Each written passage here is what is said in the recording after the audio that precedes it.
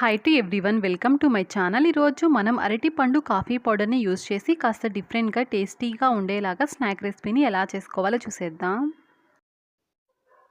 దీన్ని తయారు చేయడానికి ముందుగా అరటి పండ్లను తీసుకోవాలి. ఇలాగ మీడియం సైజ్ 2 అరటి పండ్లను తీసుకోండి.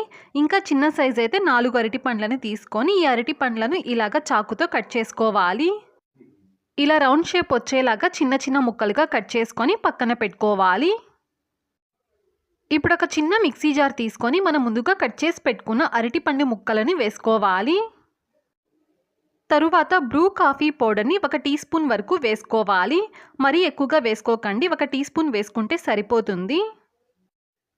5 రూపీస్ బూస్ట్ ప్యాకెట్ ఒకటి వేసుకోవాలి. స్పూన్తో వేసుకునే వాళ్ళైతే 2 టేబుల్ స్పూన్ల బూస్ట్ని వేసుకోవాలి. తరువాత 1/2 కప్పు చక్కెరని వేసుకొని దీన్ని మెత్తగా బ్లెండ్ చేసుకోవాలి. ఇలా బ్లెండ్ చేసుకున్న తరువాత 1/2 కప్పు రిఫైన్డ్ ఆయిల్ని వేసుకోవాలి. అంటే సన్ఫ్లవర్ ఆయిల్ వేసుకుంటే సరిపోతుంది, వేరే ఆయిల్ని యూస్ చేస్తే స్మెల్ వచ్చేస్తుంది. తరువాత 1 కప్పు గోధుమ పిండిని వేసుకోవాలి. ఏ కప్పుతో అయితే మనం చక్కెరని ఆయిల్ని వేసుకుంటామో అదే కప్పుతో 1 కప్పు గోధుమ పిండిని వేసుకోవాలి. చిటికెడు సాల్ట్ వేసుకొని 1/2 టీ స్పూన్ వంట సోడాని వేసుకోవాలి. తరువాత 1/2 కప్పు కాచి చల్లార్చిన చిక్కటి పాలని వేసుకోవాలి. వాటర్ ఏమీ యాడ్ చేయకుండా ఇలాగ చిక్కటి పాలు వేసుకుంటే టేస్ట్ బాగుంటుంది.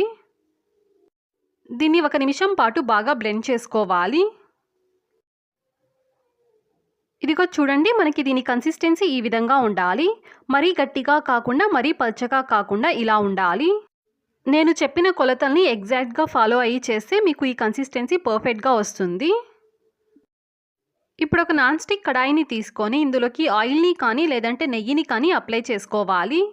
ఇలాగ చేత్తో కానీ లేదంటే బ్రష్తో కానీ ఇలాగ అన్ని వైపులా అన్ని సైడ్స్లో ఇలాగ ఆయిల్ని లేదా నెయ్యిని అప్లై చేసుకోవాలి. ఇప్పుడు ఈ నాన్ స్టిక్ కడాయిలోకి మనం ముందుగా బ్లెండ్ చేసి పెట్టుకున్న గోధుమ పిండి ఉంది కదా, దాన్ని వేసుకోవాలి.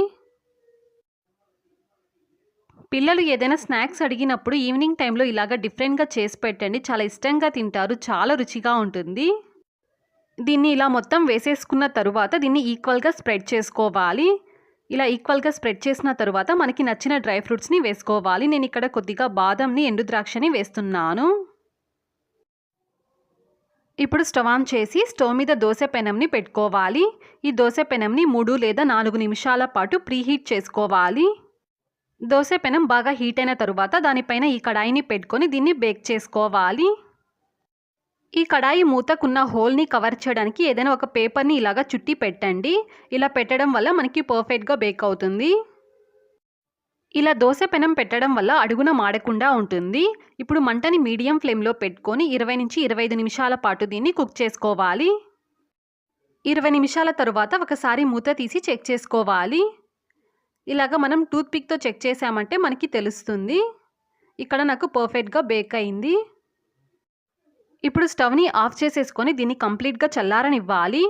ఇలా బాగా చల్లారిన తరువాత గరిటెతో ఇలాగ తీసామంటే ఈజీగా వచ్చేస్తుంది.